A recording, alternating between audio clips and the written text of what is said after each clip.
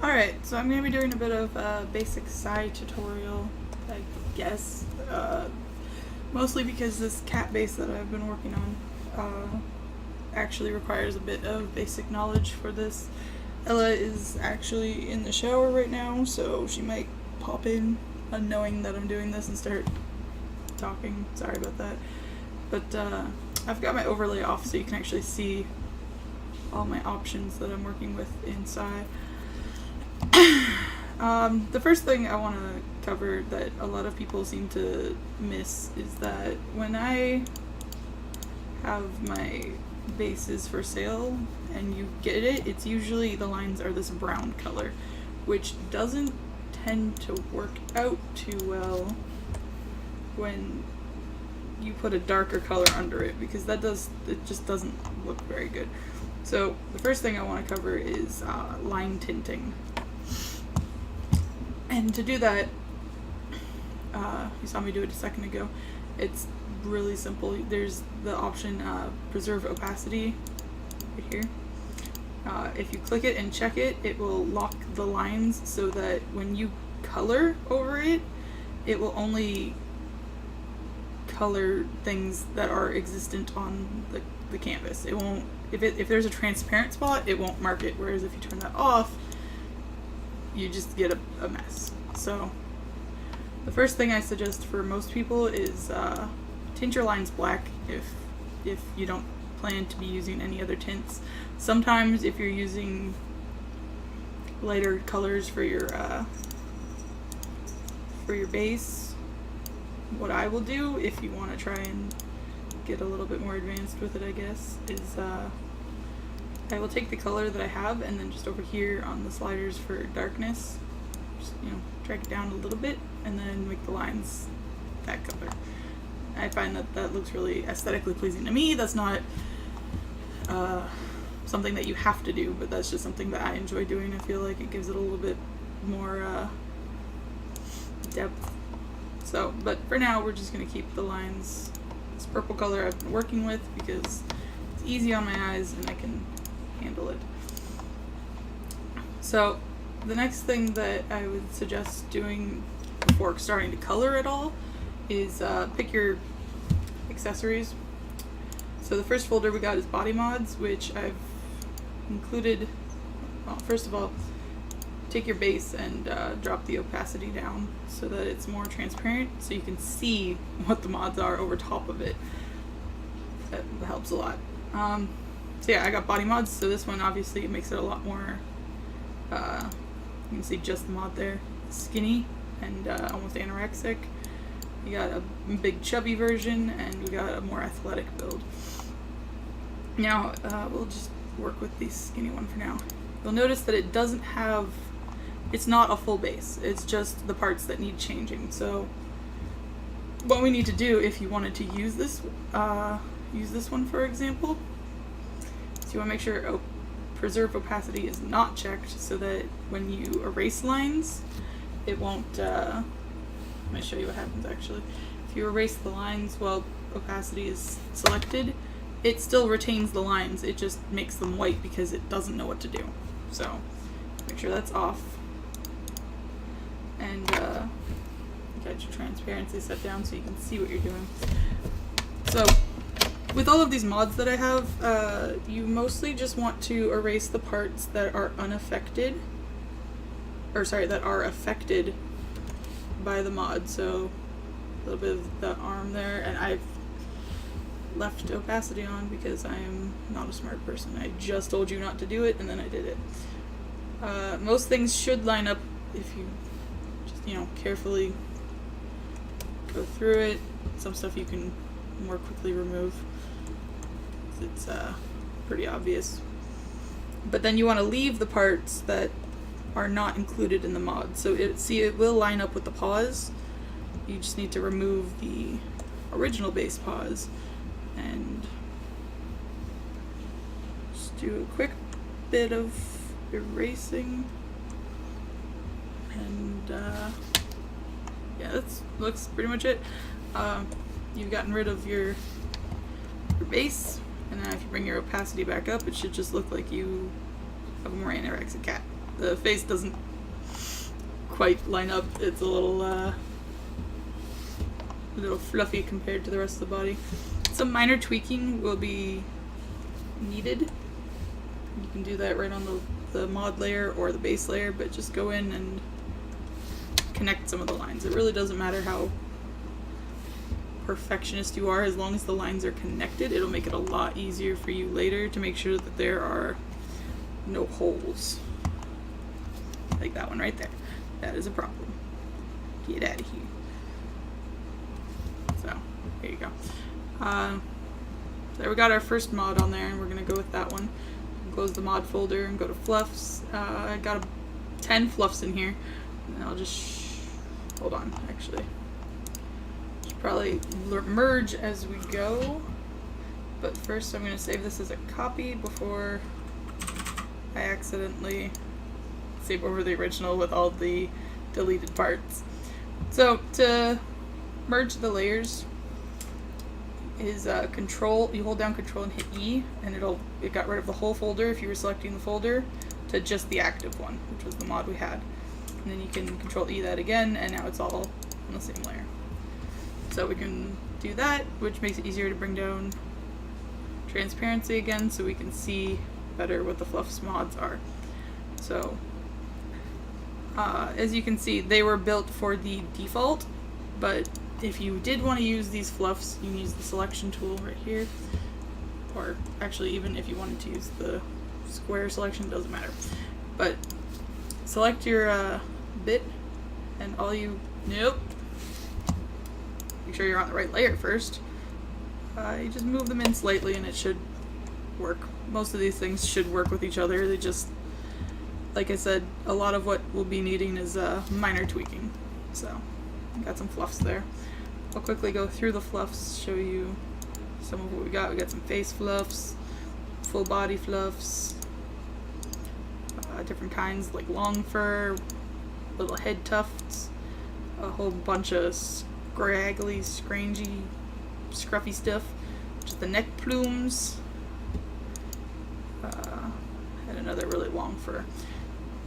So for this cat, I think we're just going to go with the first fluff because I think that works fine. You don't need to use a fluff, but I like it. Control E to get rid of the folder. Now, if you have your base layer set to like whatever transparency, 29, what I had it at, and you transfer the fluff layer, which is full transparency, down, that makes the bottom layer full transparency. So you can no longer bring your base back from hell. Unless you control Z, obviously. But be careful of that. So you always want to make sure that everything is 100% when you bring it down.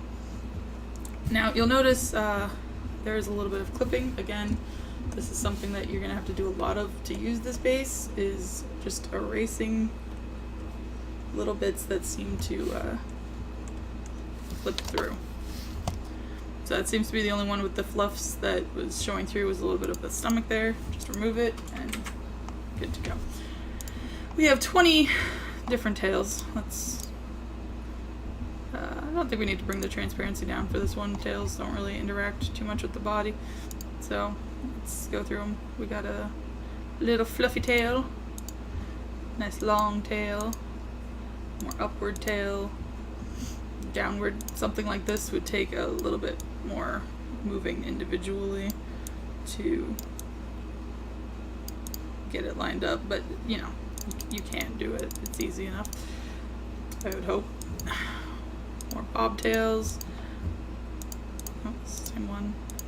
Thin tails, long fluffy tails, really long fluffy tails. Nice curled tail. Another short tail, long floor dragger, up and scruffy, long and little spits of scruffs, kind of curly, bent tip, really long floor dragger, big fluffy plume, and another fluff. I forget which number it was I liked, but I think there it is. We're gonna go with the bobtail for 5. And sorry.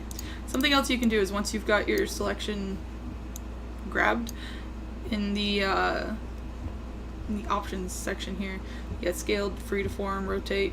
We want to use transform, which allows you to rotate it a bit if you wanted to help it line up a bit better. So there you go, got a nice fluff tail. Again, we don't need the rest of the working layers because we're not using them right now, so transfer that down. And ears. Inside the ears folder, we have a notches folder, which we will get to after we pick our ears. But let's go through the ears. We got some real nice big ones. A little bit more timid downward ears. Standard cat shape. Some short rounded ones. Oops. A little bit longer, more almost serval-like. These ones have little tiny tufts at the top. I like that. Those one have big tufts, more rounded ones, and my favorite are the super fluffy ones.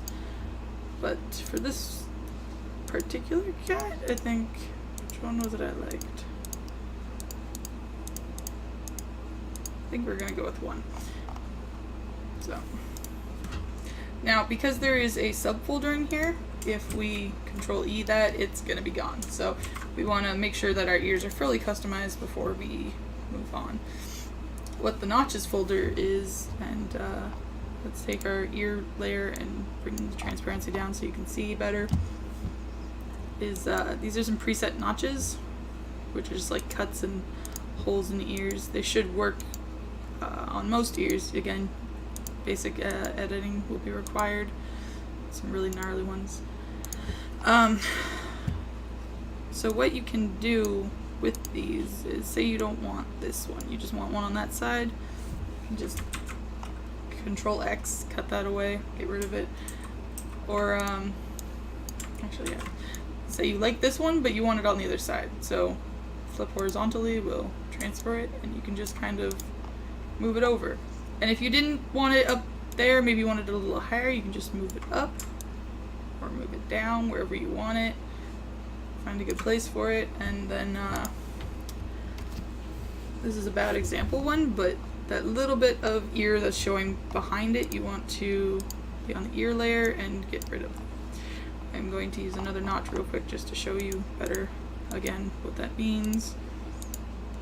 Like this one. So we got the whole tip of the ear missing. You just want to go in and erase any lines in there that would be part of that. So now the whole ear tip is gone. But I don't want to cut my ears off, so we're gonna go with that. And then we should be able to transparency full, bring it down to the base. Okay. And don't forget to always periodically save your stuff. So got a pretty decent little cat looking so far. The folder that I'm going to do next is the last one so far. I might add more things later, but for now we got scars. So there are a bunch of preset scars that you can just kind of mangle your little warrior up with.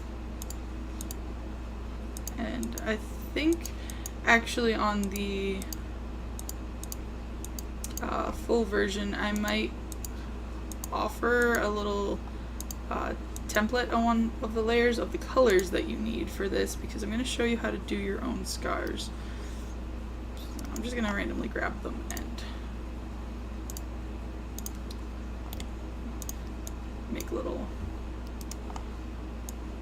You can use any colors you want, honestly, but I find that adding a little palette like this will help people.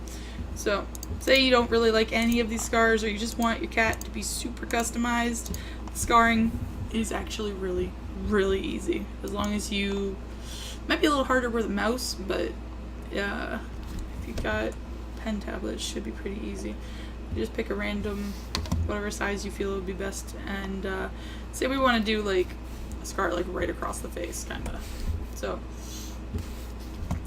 I use kind of, my lines are a little bit sketchy because I have preset brushes. Whatever brush works best for you, use it. But so we want to take the middle color, which is the pink, and just draw your scar wherever. You don't have to spend like half an hour or a long time putting a lot of detail into it. Honestly, some of the scars I did, I just kind of went like that. I just attacked the screen a little bit. So what you do is preserve the opacity, transparency on that again. And for the definition, you can even leave it like this. Like I've seen a lot of people will do that, but what I like to do to make them look a little bit more 3D is bring the brush density down a bit.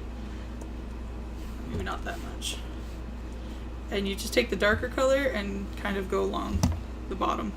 It really doesn't have to be perfect. It doesn't have to be even. Just kind of put the darkness in there a little bit along the bottoms. And then take the brighter one, and usually a smaller brush and a higher density, and you just, maybe even full density and smaller. You just kind of, wherever the shadow isn't, give little bits of lines. There you go. And you got a pretty good scar. You can go much further with it if you want. Take the density. Even go make an extra layer with a clipping group, do some shade mode so that go over it and keep making the dark parts darker.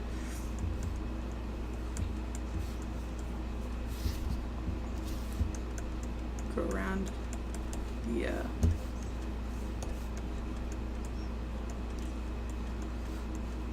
just give it a lot of definition to make it look like scratches. And then take this, do the same thing, but with luminosity.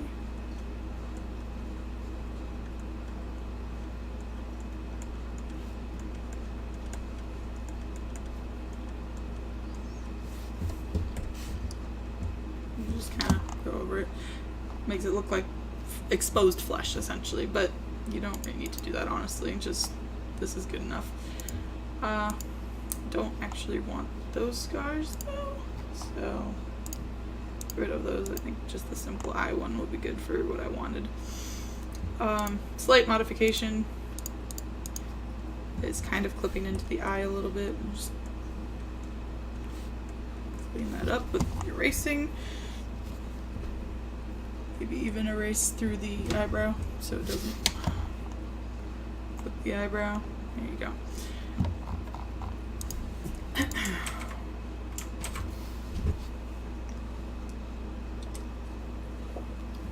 Okay, so for coloring, I see a lot of people taking their sweet time trying to color it on the same layer in the lines like this, and it's so much easier than that, especially if you have Psy or something similar. And I've also seen a lot of people make the second, like they know to make a layer underneath it and they do the same thing, but they're still, like, you can go outside of the lines and they have to take their time going through the lines to make sure that little blips like that don't happen. It's still much simpler than that. So what you do is this little magic wand looking dude. Most of the lines should be strong enough that this will work.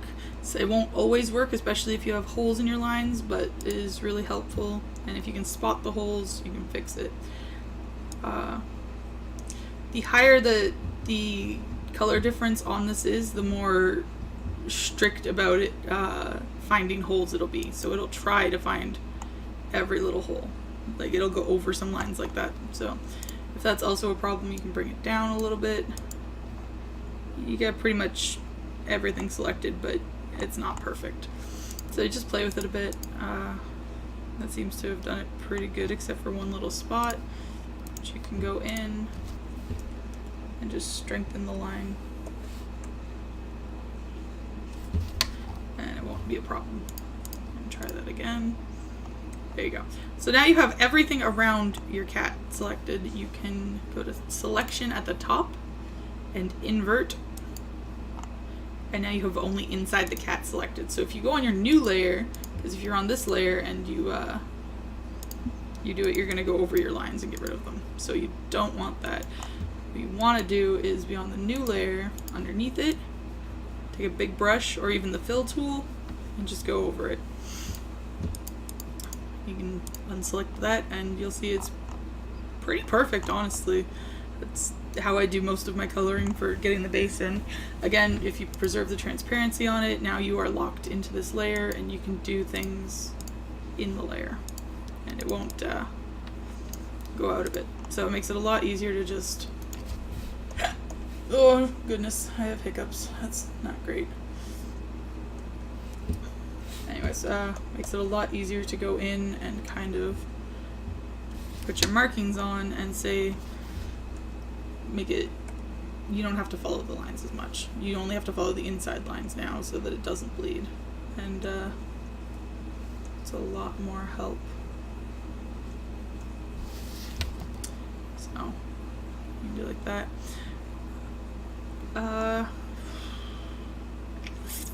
What was I going to... Alright, you can use the same tool.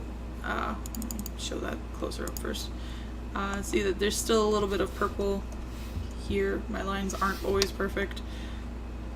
A little bit in there that it didn't quite get. So say you really just don't want to spend the time coloring it, you can use the select tool and just select the inside of the ear.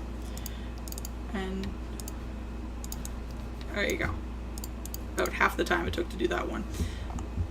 It doesn't work for everything, but for certain things like insides the ears, it tends to work. I think the last thing that I will show is basic shading, I guess. What you want to do is make a layer between base and your colors and bring it to shade. But at least this is how I do my shading. Clipping group makes it, again, so anything that happens on this layer won't go outside of the lines of the layer below it. And you take your color, or even you could just go right to black. It doesn't matter, honestly. I tend to do just a darker color of what we're doing so it's softer, but for the sake of simplicity we'll just go with black. And we go along some of the lines of the bottom, like the undersides of where shadows would be. I know some people, it helps them a lot to put a fake light source on their thing so they can kind of, what I mean by that is they'll just put like a little dot and it's like, it helps them visualize where the light would be coming from. And then you know that light would be hitting these spots, so on the undersides it wouldn't be as much, it would be shadowed. I don't really do that. If it helps you, cool. It doesn't help me. I just eyeball it. People aren't usually too picky about shadowing. But just go along, give it a little bit of darkness, especially underneath the head because the head will usually cast a shadow.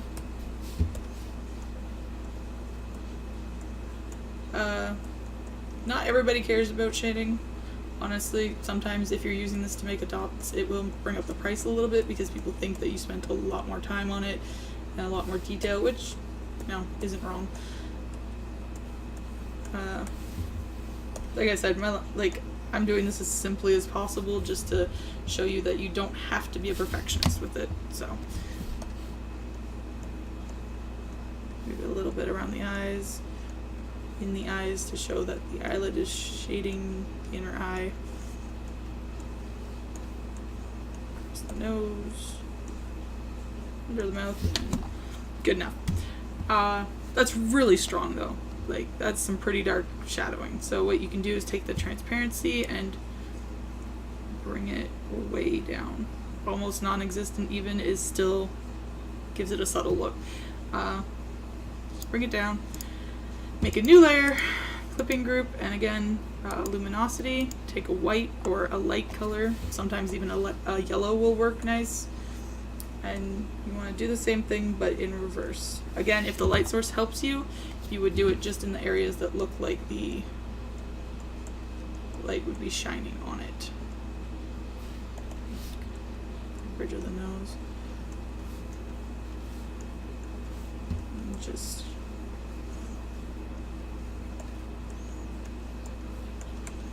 give it some highlights to accent the shadows we just did.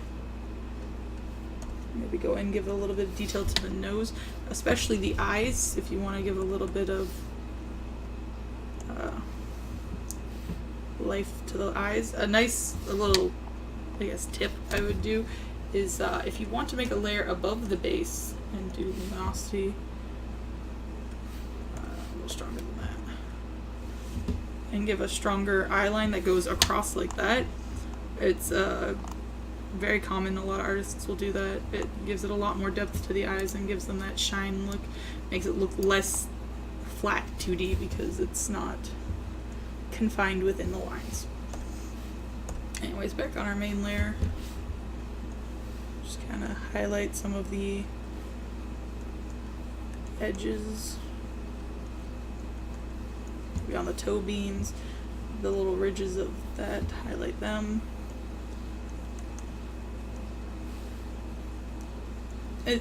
I'm not super sticking to where shadows would and light would only be. Like, as you can see, I've highlighted little bits here. I pretty much just do it wherever I want it to give a little bit of definition. And you can go through.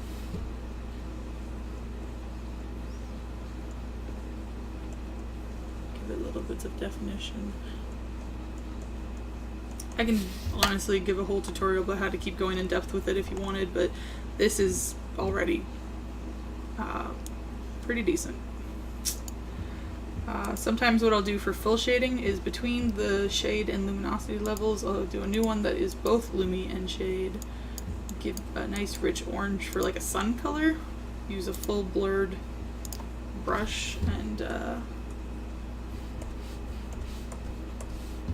lightly go in where the sun would be beating down on those spots.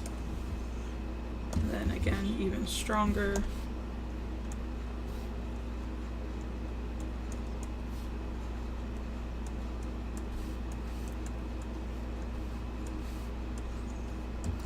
And to contrast that, you want to take a very rich in color but dark in hue, like purple or blue, and highlight the shadowed areas. Again, this is like, I guess, really advanced shading. It's not necessary at all. You could just have flat color and people would be more than happy with it. I'm sure you'd be more than happy with your own products. It's not necessary, but if you did want to know, I'm giving the information on how I do it anyway. So there, you got environmental shading is what I would call that, and then you bring it down so it's not super prominent. Maybe use the blur tool, blend it in a bit in places where it's sticking out a bit too much.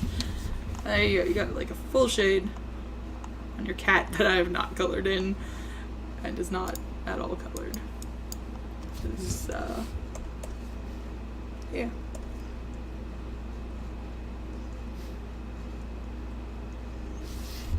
Yeah, so okay, for I guess the last bit, exporting, I usually take the selection tool, crop around roughly the size I want the canvas to be, go to canvas, crop by selection, and there's your new crop. Make sure if you don't want it to have a background, you show or hide, you get rid of the background so it's not there. And when you save as or export, you want to save it as a PNG file. And it'll ask you if you want to be solid or reach transparency. So if you set it to solid, this will have a background. It'll have a white background. If you set to each pixel have opacity, it will not have it. I can't show you because the stream is set to just Psy, but take my word for it, it'll be there. So hopefully that helps you make some of your adorable little cats, and there should be some updates coming for the base soon, so look out for those. Enjoy!